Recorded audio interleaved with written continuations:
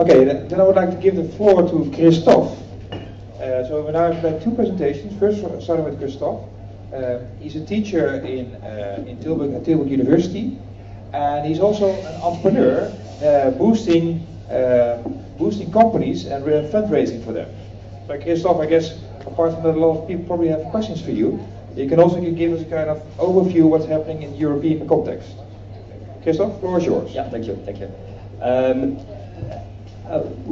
Firstly, before I start, I would like to come back to the model that they described, which is an equity-based crowdfunding.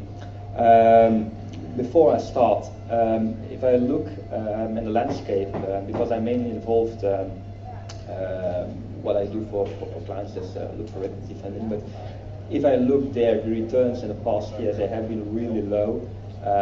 Liquidity has been a problem for many years.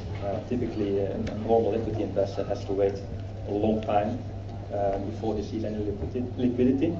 And I think not only in the region of angel funding or in the region of seed funding, I think there is demand in the market for that kind of model where you receive early liquidity through a certain percentage of the revenues. Like you might call it a tax on the revenues. You might call it a private tax, so that they pay a tax to their investor, let's put it that way. So that they don't have to wait to sell their shares before they see any return, but that they receive a return as soon as the company starts to generate any kind of revenues. I think also in the more traditional investment landscape, so when we're even talking in the millions, I think even in that region there's also an interest for that kind of innovation. Because I don't know, for instance, there has been an interest for a few years now in IP funds, and IP funds, I think, so intellectual property funds, so that patents are pooled, they are extracted from a company, they are pooled in a fund, and then the company needs to pay royalties to the fund. So I think that's also a kind of that model that you see. So that the investors in the fund, that investment fund doesn't get an equity stake, but that gets the intellectual property of the company, and early on, as soon as the company is starting to generate any revenues, early on that fund is already receiving money, liquidity. So in France, for instance, a few days ago, they have launched an IP fund in the region of 100 million euros. So you see it's not only a kind of financing model that is interesting in the angel and in the seed money landscape, but also in the multi-million landscape, I think, and you will see more of that probably. Okay, they asked me to only speak for 10 minutes, so I already took 5 minutes out of that. I would like to highlight 3 things. I will only look at equity crowdfunding from now on, because from a purely from point of view of regulations, if you do donation crowdfunding, no problem at all, you're safe. If you do pre-ordering crowdfunding, so pre-ordering like the Kickstarters that you have, if you want to invest 12 months or half a year before the product launches, and you want to invest with the ultimate goal to receive that product 12 months down the line or half a year later, that's pre-ordering, you're safe. No problem at all. No problems with regulations whatsoever. Lending, I haven't really looked at that, but there are some similarities with equity crowdfunding. And lending, there you might face problems in terms of regulations. I didn't really look into that because I don't think that lending, from the point of view where I work, so for high risk companies, that high growth companies, I would call it really. I don't, for that landscape, it's not always a good idea to start with lending. For some ideas, it might be a good idea to have lending for for some it's really a bad idea, I think, to have the pressure that you really need at a certain date, that you really need to come up with money to pay back your investors. For the entrepreneur, I think in most cases that's really a bad idea to get your funding that way. But so therefore, I only look at equity crowdfunding, which is the legal, from a legal point of view. I'm partly a legal guy from training, but I'm more involved in finance. But from a legal point of view, equity crowdfunding has three big problems. One of them, you are restricted in telling the public that you need money. As soon as you start, put on the internet, on Facebook or whatever, we are a company, we look for investors, equity investors, so shareholders. From that moment on, you have restrictions. Secondly, if you are a small company, chances are high that you go for a cheap corporate entity type.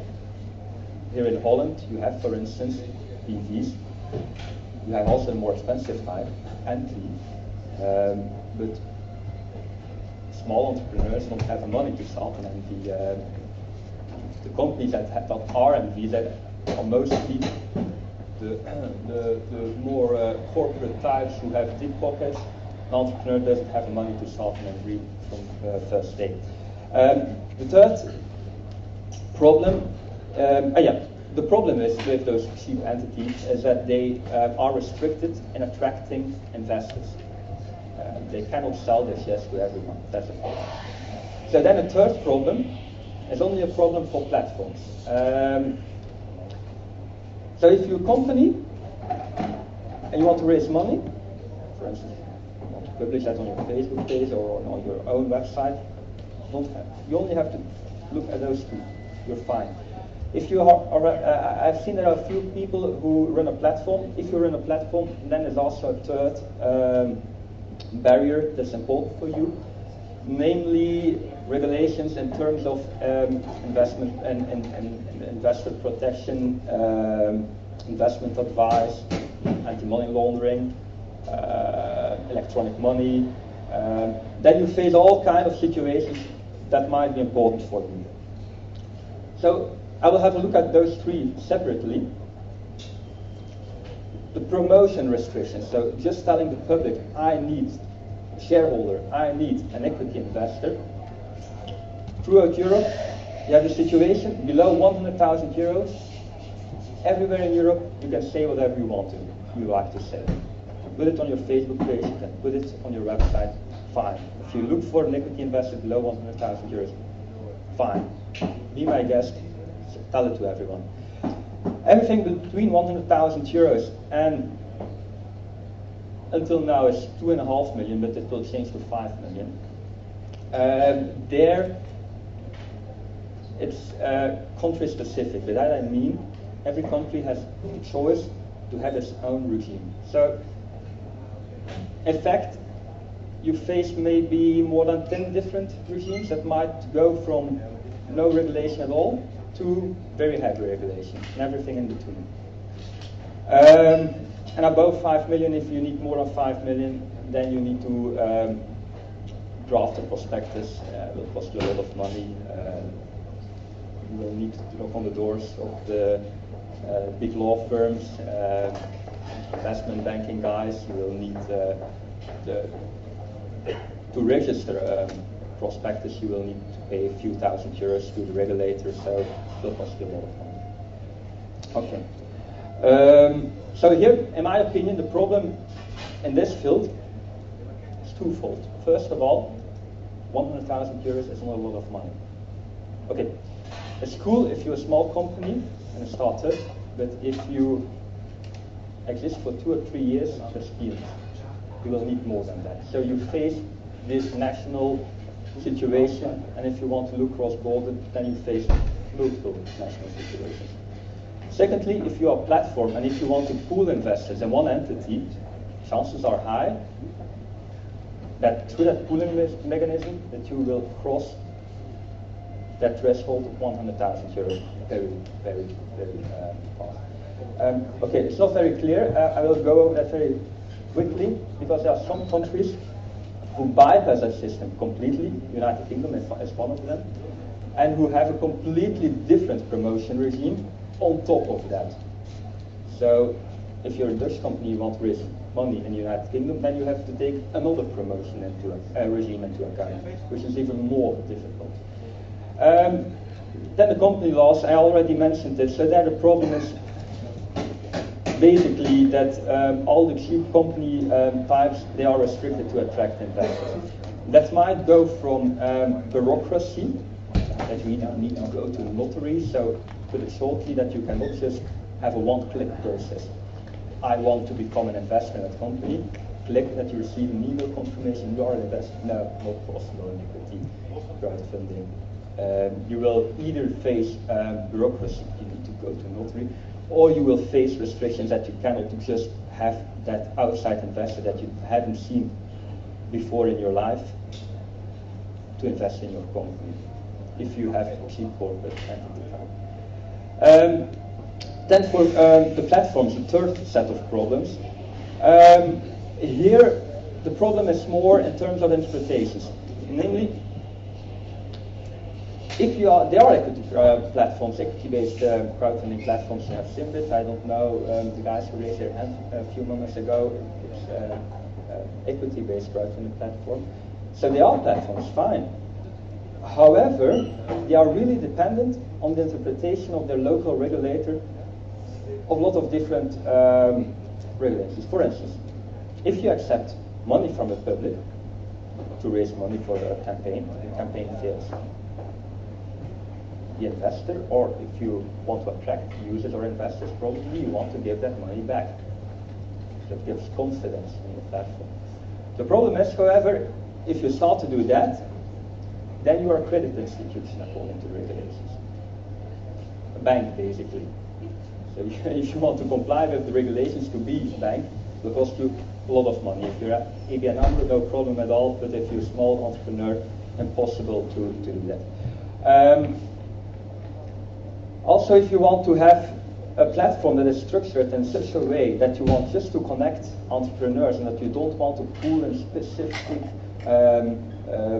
special purpose vehicles or pooling vehicles, if you just want to connect them, like kind of eBay type platform, that you want to just to have some kind of electronic store in your system of money that they use when they log in, that they see I have so much money available, I can allocate it to that entrepreneur. But if you use that electronic store of money for a transaction between those two parties, the problem is you face also regulations. So, and then if you say, oh no, I don't want an eBay type of platform, I want to pool the investments, oh no, then I have another problem. Then you can face regulations in terms of collective investment undertakings. Again, too costly to comply with regulations if you want to do that. Finally, if you have a platform, equity-based crowdfunding platform, chances are high that you might escape the investment advice directive, which are mainly MiFID directives. You might have heard about that. However, that comes down to interpretations. There are a whole lot of activities that are regulated in that. And I have sent a questionnaire to different regulators. Some regulators consider certain activities to fall within those categories. Others see it otherwise. So there the problem is, if you want to operate on a cross-border basis, that you might face 5 or 6 different types of interpretations. Some will classify you as a provider of an investment activity, others might consider you as safe. And if you want to be safe, if you want to choose, oh no, I prefer to be regulated myself so that I can operate Europe-wide, no, then you have another problem. Because then all your users will be considered as clients, and then you also need to treat them accordingly. And if you go to retail clients, retail users, retail investors, then you are limited in terms of information that you can give to them, then you need to protect them. So either you choose to be non-regulated and have the danger of facing different interpretations, or either you choose to be regulated and have no freedom at all anymore. So that are basically the three sets of problems which we will talk about that later on. Later on, after Rogier, then there are plenty of time to, Yeah. to give you abundant kind of questions, and because there are a lot of them, because you gave us a lot of insights already. So Yeah. Kristof, thanks for now. Yeah, okay.